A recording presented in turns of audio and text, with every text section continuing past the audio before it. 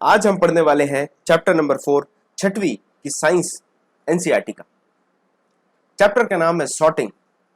Sorting के साथ बात करने वाले हम किस तरीके से हम मटेरियल को ग्रुप करते हैं, मटेरियल को ग्रुप करने की जरूरत क्या है, ये सारी चीजों के बारे में चर्चा की गई।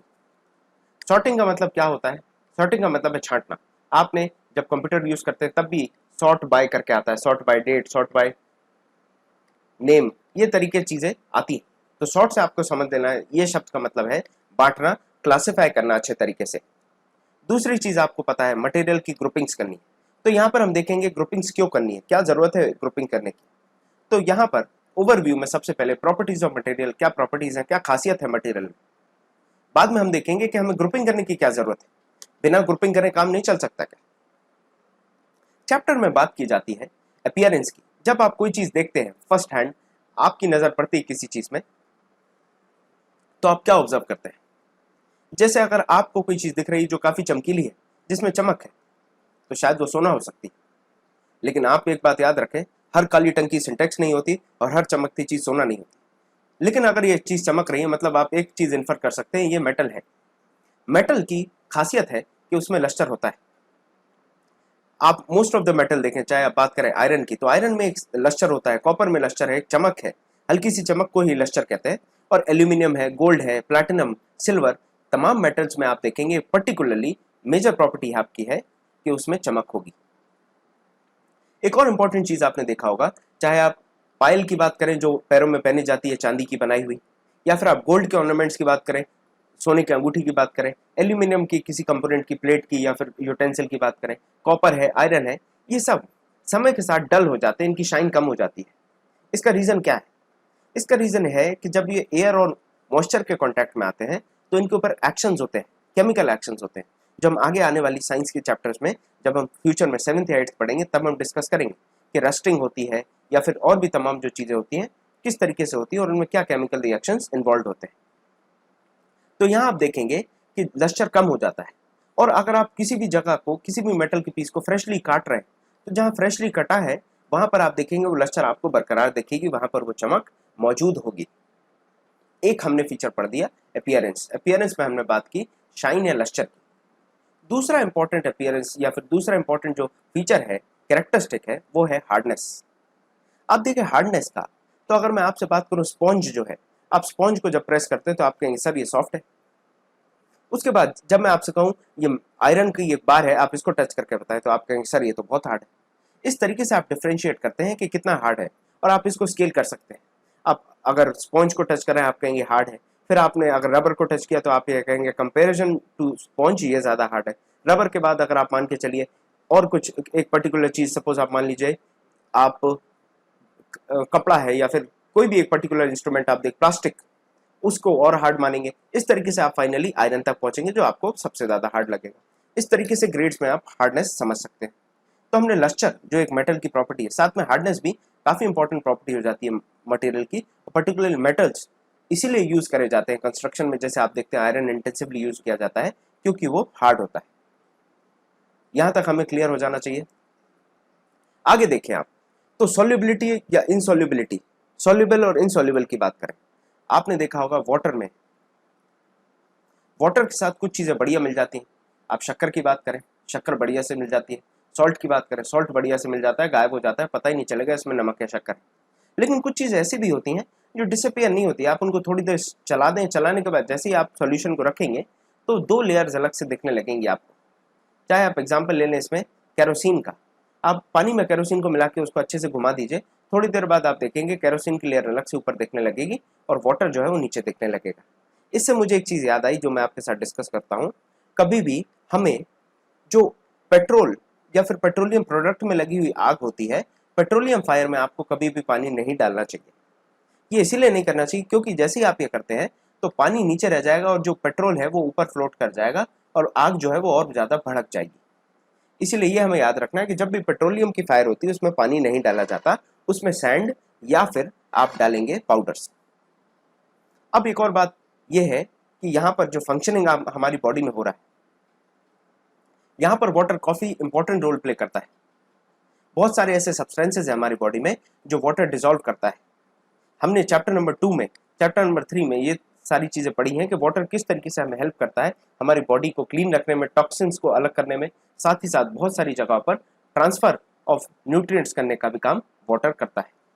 तो वाटर सॉल्युबल और इनसॉल्युबल भी एक तरीके से एक इंपॉर्टेंट प्रॉपर्टी हो जाती है मटेरियल्स की। कुछ लिक्विड जैसे मैंने आपको बताया था वो पानी में मिल जाते हैं और कुछ आपके लिक्विड जो है वो नहीं मिल पाते, एक अलग से लेयर बना लेते हैं। इसी तरीके से कुछ गैसेस भी होती हैं जो सॉइल में या वाटर में मिक्स हो जाती हैं, और इसके बारे में हम डिस्कस करेंगे 9th चैप्टर में पर्टिकुलरली, जब हम ऑर्गेनिजम्स पे बात करेंगे कि किस तरीके से जो वाटर में रहने वाले ऑर्गेनिज्म जैसे फिश, तो उनके पास एक मैकेनिज्म है जिनको हम गिल्स कहते हैं, उससे वो सांस लेंगे आराम से, पानी के अंदर जो डिजोल्व ऑक्सीजन है वो कंज्यूम कर लेंगे। साथ में जो सॉइल है, सॉइल में के अंदर जो ऑर्गेनिजम्स रहते हैं वो सॉइल के अंदर की जो डिजोल्व एयर है उससे वो ब्रीथ करते हैं, उससे वो जिंदा रहते हैं। तो ये चीज़ आपको क्लियर हो जानी चाहिए कि पानी जो सॉइल है उसके अंदर भी एयर मिल जाएगी आपको, और जो वाटर है उसके अंदर भी एयर मिल जाएगी। तो वाटर या सॉइल में भी आप ऑक्सीजन डिजोल्व है ये देख सकते हैं, और यही तमाम ऑर्गेनिजम्स कंज्यूम करते हैं। अब एक और प्रॉपर्टी है, हो सकता है ऑब्जेक्ट आपका तैरे और हो सकता है वो डूब जाए। आप कागज की नाव बनाते हैं तो वो तैरती है, आप पत्ती देखेंगे, कोई सूखी पत्ती पानी पे गिरती है तो वो तैरती रहती है। आप पत्थर मार दिए पानी में तो वो एकदम से जाकर डूब जाएगा। आप ये भी देखा होगा घरों में, जब आप ग्लास में सुबह सुबह कुछ बूंदे डालते हैं हनी की, तो धीरे धीरे वो जाकर डूब जाती है। तो ये भी बहुत इंपॉर्टेंट फैक्टर हो जाता है कि वो पानी में डिसॉल्व हो रहे हैं या फिर नहीं हो रहे हैं, पानी में फ्लोट हो रहे हैं या नहीं हो रहे हैं।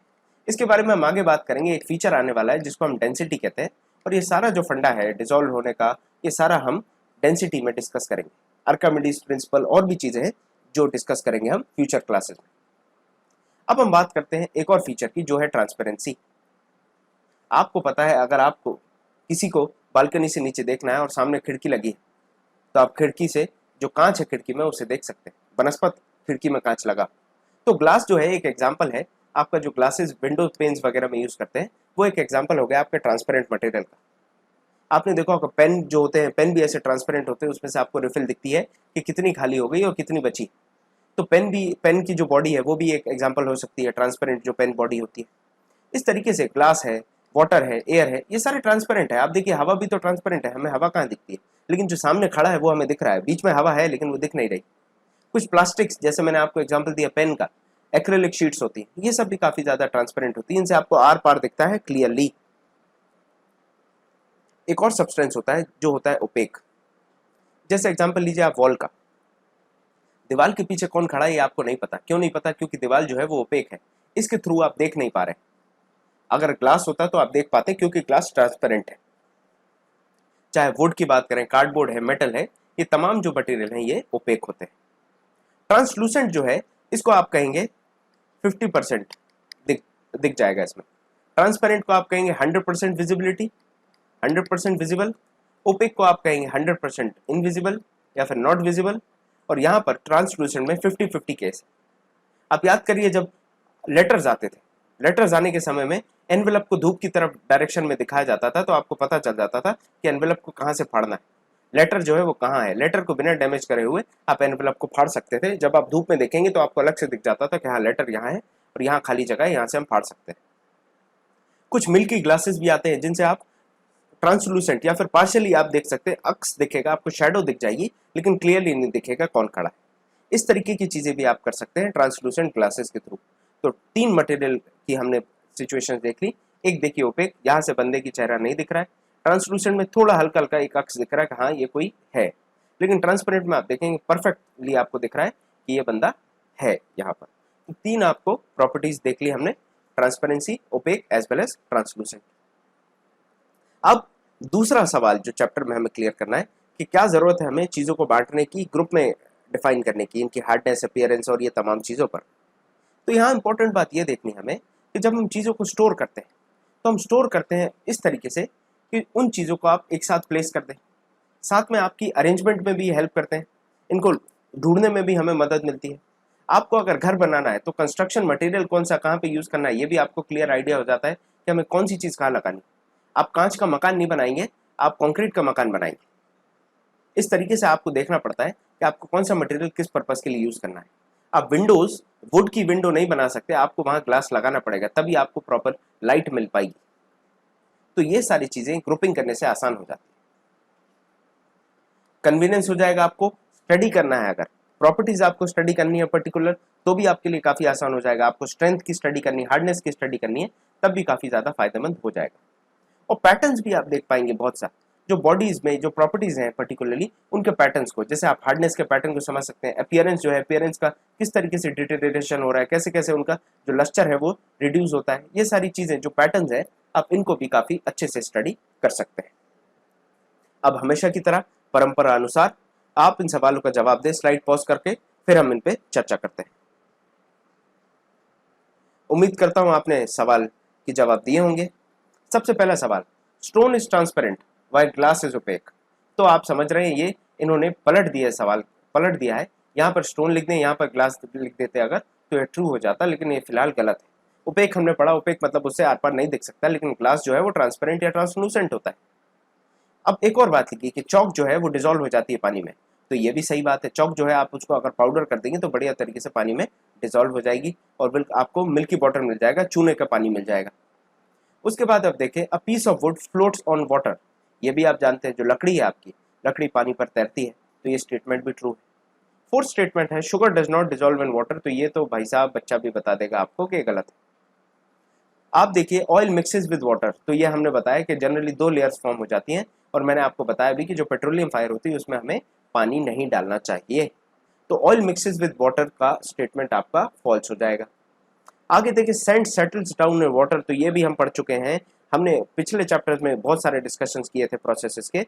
आगे भी हम करेंगे, डिकंटेशन पढ़ेंगे, सेडिमेंटेशन पढ़ेंगे, तो हमें ये मालूम है कि जो सैंड है वो नीचे बैठ जाती है।